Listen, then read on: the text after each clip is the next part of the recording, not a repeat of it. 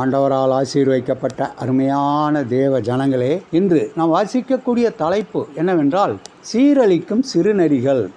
திராட்சை தோட்டங்களை கெடுக்கிற குழிநரிகளையும் சிறுநரிகளையும் நமக்கு பிடியுங்கள். நம்முடைய திராட்சை தோட்டங்கள் பூவும் பிஞ்சுமாய் இருக்கிறதே.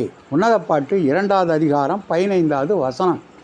கிபி 1871ஆம் ஆண்டில் ஓர் அதிகாலை வேளை அமெரிக்காவின் சிகாகோ என்ற நகரில் ஒரு பெண்மணி பசுமடியில் பால் கறக்க லாந்தர் விளக்குடன் சென்றாள். அந்த மாடு விளக்கை உதைத்து விட்டது. அந்த லாந்தர் விளக்கு பக்கத்தில் உள்ள களஞ்சியத்தில் பட்டு நெருப்பு பற்றி கொண்டது.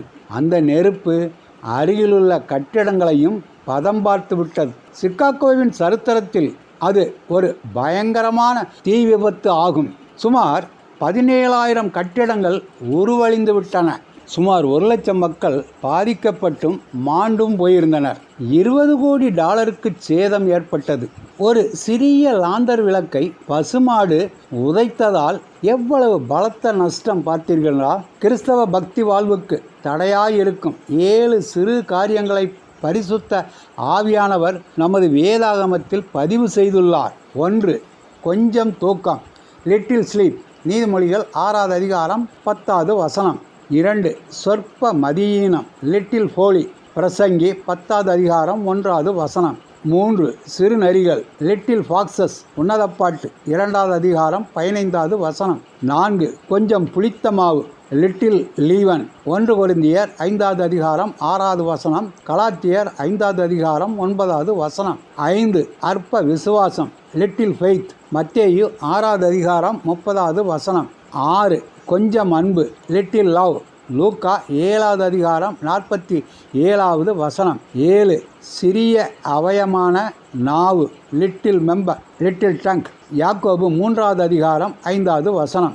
சிறிய என்ற சொல் தமிழ் வேதாகமத்தில் கொஞ்சம், சொற்ப, அற்ப என விதவிதமான வார்த்தைகளில் வர்ணிக்கப்படுகின்றன. நம்மிடம் காணப்படும் அற்ப விசுவாசம், கொஞ்சம் அன்பு, இன்னும் கொஞ்சம் தூக்கம், சொற்ப மதியீனம், சிறிய அவயமான நாவு போன்றவை சிறுநரிகளால் செயல்பட்டு பூந்தோட்டமாம் நம் கிறிஸ்தவ வாழ்வில் ஜாக்கிரதையாய் இல்லாவிடில் சீரழித்து விடுமாம். ஓட்டப்பந்தய வீரர் நடுவரிடம் நீங்கள் சந்தித்த மிக கடுமையான சவால் எது என்று கேட்டபோது, என் புதை செருப்புகளில் புகுந்திருந்த சேறுதான் என்று கூறினாராம். கண்ணுக்கு தெரியாமல் மறைந்திருக்கும் சிறு காரியங்களே நம் வாழ்வில் பெரும் தொந்தரவாக மாறிவிடும். அழைப்பு அதுபோல சிறியதுதானே என நாம் நினைக்கும் பிரியமான பாவங்கள் பின் நாட்களில் பெரும் சேதத்தை உண்டு பண்ணிவிடும். உள்ளே ஒளிந்திருக்கும் சிறு பாவங்களையும் உதறி தள்ளிவிடுவோமாக. ஆண்டவர் தாமே நம் அனைவரையும் ஆசீர்வதிப்பாராக. ஆமேன்.